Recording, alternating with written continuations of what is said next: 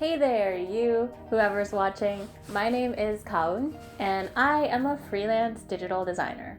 One thing that I personally struggle with, and I know a lot of creatives struggle with as well, especially if you work for yourself or you work remotely, is finding time to work on side projects or side hustles, on top of all the other life commitments that we find ourselves involved in. I know it can be really hard. So in this video, I want to share some of the things that have personally helped me stay on top of my personal and professional goals, although there's always room for improvement. And my hope is that you can use some of these tips and implement them in your own day-to-day routine. I've broken down my personal productivity system, if you will, into 4 main categories. Number 1, goal setting. Number 2, digital project management. Number 3, client process and communication. And number 4, marketing. Now, before I begin, I just want to preface this video by saying that what works for me might not work for you, and that I'm not trying to push my productivity system onto you or anybody else. But if you do find any of these tips helpful, then by all means, pick and choose the ones that feel good to you. All right then, let's dive in. The first area that I want to focus on is goal setting.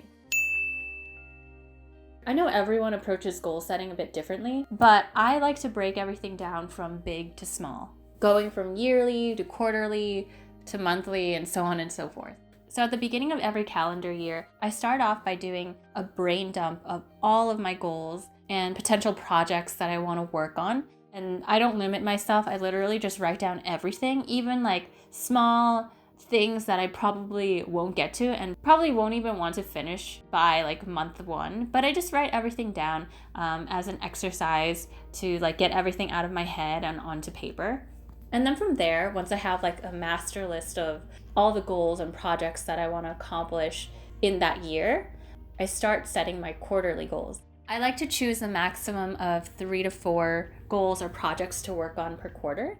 That way I'm not like all over the place and I have a focus. Once I've set my quarterly goals and I've literally written them down in a planner, I go ahead and break up those goals into smaller, actionable steps. Now, I'm all for apps that you can use to set goals, and keep track of your to-do list, but I personally need a physical planner. I'm one of those people who lives by her planner and I need to like actually write things down. The brand that I've been using for the past 2 years, going on 3 now, is the Ink & Volt planner. What I love about the Ink & Volt planner is how it has pretty much everything I need and look for in a planner. That is a calendar view, fields for yearly, monthly, and weekly goals, and space to write down reflections.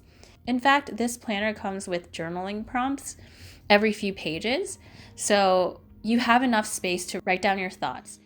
And I don't always follow the journaling prompts. I just like write down whatever's on my mind.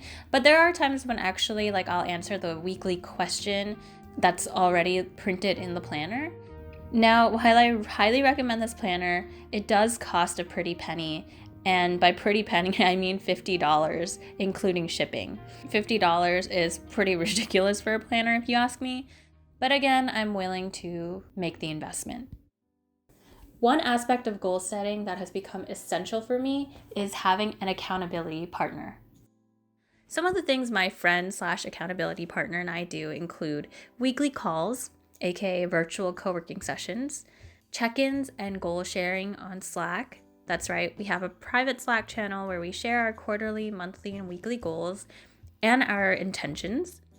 It's important that when you're finding an accountability partner, that you choose somebody who is just as invested in accomplishing their goals as you are. Just be sure that if you are going to do accountability sessions, join a mastermind, or like work with other people to accomplish your goals, that you are finding someone who actually cares. Moving on to the next area of productivity.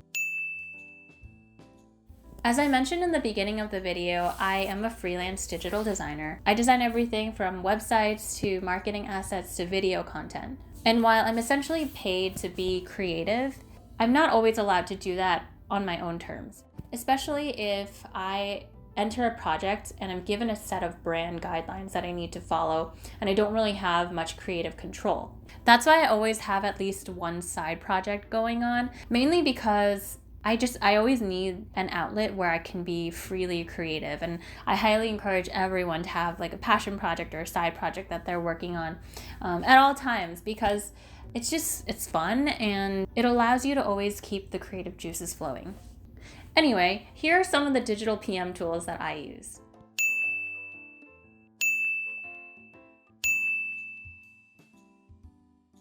All right, the third area of business. Now, I won't go too much into detail on this topic, but here's a breakdown of the essential processes and tools that I use to take care of the admin side of freelancing. Asana and Slack. In the past, I've alternated between using Asana and Dubsado, but I highly recommend Asana just because it's a great free option. I use Asana and Slack in conjunction to stay on top of project timelines, keep track of project progress, milestones, and to communicate with teammates and clients. HelloSign or SignRequest. These are the two free programs that I use to send client contracts. I believe with HelloSign, you get to send 3 free client contracts per month. Then I also use G Suite, Google Drive, and Dropbox to organize files. Squarespace. So my business site is built on Squarespace, and that's where I usually get my client inquiries and where I share business content, how I get people to sign up for my email newsletter. It's basically the hub for all of my business content and freelance work. If people want to see my portfolio, that's where I'll send them to. And I highly recommend Squarespace if you want to create a website quickly and make it look nice at the same time. Finally, we have marketing. By marketing, I really just mean social media marketing. I'm not on social media much these days, but some of the apps that I've used and currently use include Tailwind for Pinterest. I do manual pinning and Tailwind in conjunction for Pinterest marketing, and Pinterest is my main source of website traffic, so it's really probably the most important social media app for me personally. I use Planoly or Later for scheduling Instagram posts. I've used IFTTT for automated posts and automated tweets. You can use IFTTT, which stands for if this, then that, to automate a bunch of other tasks. And the possibilities are endless. So I highly recommend checking that out if you're interested. And lastly, I use TubeBuddy for YouTube, an extension that helps you check out your YouTube analytics for each video that you've posted. So that's the overall system that is currently working for me. And again, this isn't like a how to stay productive in general video, but more of a how I personally stay productive and how you can too if you are not super organized or you want to find other ways to boost productivity. At the end of the day, my one guiding principle is keep it simple.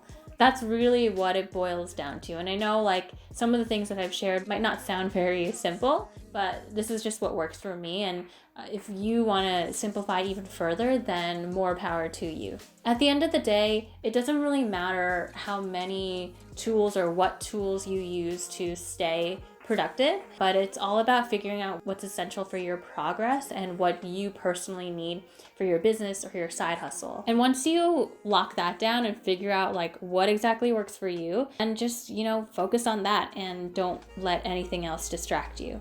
So I hope you found some of these tips helpful. I'll see you in another video, and subscribe.